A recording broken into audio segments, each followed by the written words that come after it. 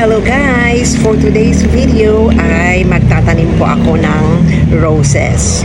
At ito yung itatanim ko. Ang kulay po neto ay carrot orange. Galing dito sa may flower, dito ko kinat at gaya nito. Kaya lang wala na yung flower nila, kaya parang ganito din yun. Ang kulay po neto is I think Candy Blaze. So, dalawang variety at meron pa ditong magenta. So, ganito. Dito ko ilalagay, dito ko sila itatanim. At meron na din, basa na din po ito, nag-moist na. So, may tubig na yan. Sorry po, baka may mga masabi akong hindi nyo maintindihan kasi Bisaya po ako.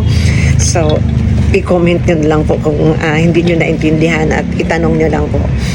Yung gagawin ko po ay ganito, hindi, dahil ito ay mahaba, i-cut muna, gagawin kong dalawa. Sensitive si Rose guys ha, aray. Sensitive si Rose, kaya ingat-ingat tayo. Ito ay walang chemical, water, pure lang water yung nilagay ko. Ito po ay baliw, 8, meron din akong 8 baso na ganito. May butas yan ha, sigurado may butas talaga. Ito lang gagawin natin. At dahil sensitive si Rose, pangalawang experiment ko po to. At natubo na din yung iba. Kukunin natin yung mga turns niya or ano ito, tinik niya. Kukunin natin yung mga tinik niya. Tsaka kukunin din natin yung mga dahon niya. Tatanggalin pala. Tanggalin natin yung mga dahon niya. Tsaka yung bulaklak mismo. Tanggalin na. Yun. At itusok lang. Yun lang. Yung isa din, tanggalin. Oh. Mas maigi na siguro yung gunting. Tanggal. Ganun lang. Walang chemical akong nilagay.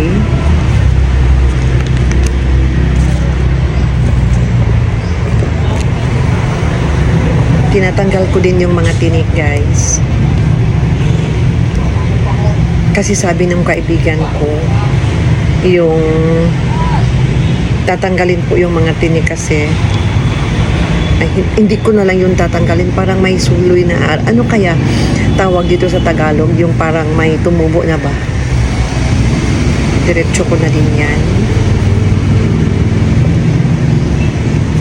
This one,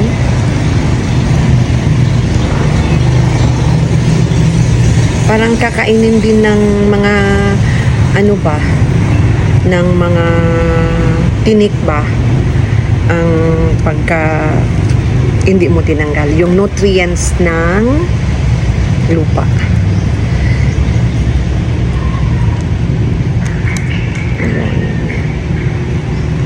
Yun. Tusok-tusok.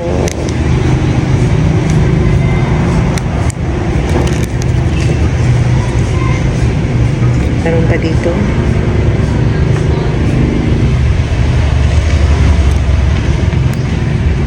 Ganito lang. Tanggal lahat ng dahon. Ano kaya parang gawin kong dalawa to. Tapos dalawa sila sa isang ganito baso. Mabuti kaya. Sige. Tig-isa na lang din.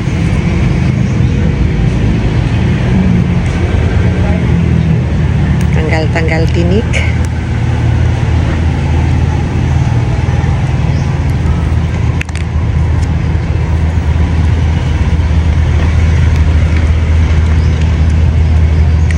Yung isa dito, dalawang ganito ang ilalagay ko. Di ko alam kung magkapareho sila. Nalito na ako. Yun. Ito na guys, yung gawa ko. 8 po yan, 8.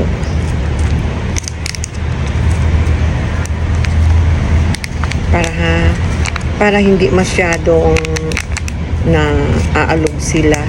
Kasi bawal to pag na final ko na yan, ilagay ko sa isang banda doon, dapat hindi talaga sila na touch. Anong tawag doon? Hindi sila na aalog pa para walang mangyari sa ugat nila.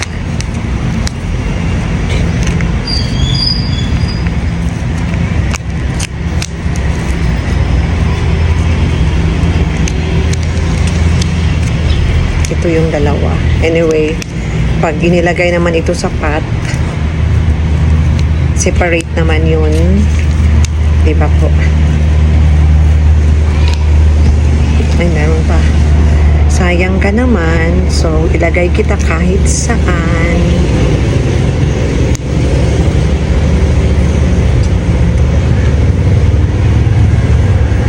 Ito na. Dalawa na sila. So, hindi ko na sila didiligan kasi basa na yung soil. Yung roses, sa experience ko, ay ayaw nila ng masyadong basa. So, kaya nga, meron akong ganito. Sa orchids ko yan, kaya malaki yung mga butas. Ilagay ko sila dito para hindi maalog-alog. Kita nyo yun? Yun. Para steady lang.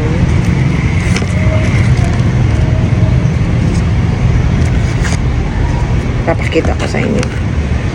Wait lang ha. Kasi may gagawin pa tayo after this. Nakakas siya. Ano ba yan? Pinilit kasi. Kasi tatakpan natin ganito. Sige, ito lang muna yung ilagay ko dito at demonstrate ko sa inyo kung ano pang pwedeng gawin. After na ganito na, meron akong ganito, gugupitin natin. Wait lang.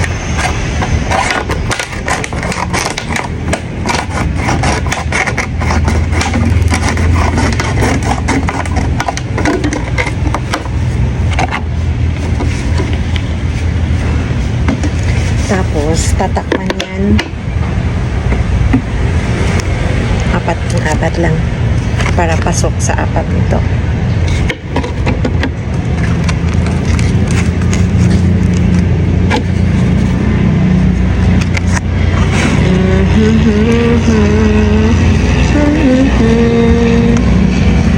Yun.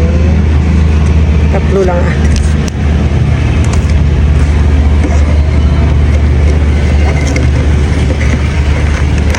ganyan guys,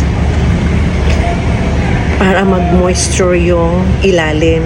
So hindi mo yan didiligan kasi ito naman magbibigay ng moisture at ito yung magsilbing dilig niya mismo at itago lang sa hindi direct sunlight. Pwede sa ilalim ng mga puno or kahit saan sa lugar nyo na pwede siyang itago na hindi talaga siya ma-touch or walang kahit sinong mag-touch para yan po ay tutubo. Tapos i-update ko po kayo, di ko alam ilang weeks or month na magkaroon siya ng dahon ba. Okay? So i-update ko po kayo. Hintayin nyo lang po yung update ko. Update ko po talaga kayo. Ako din excited ako sa maaaring kalalabasan nito. Thank you so much guys. Subscribe please.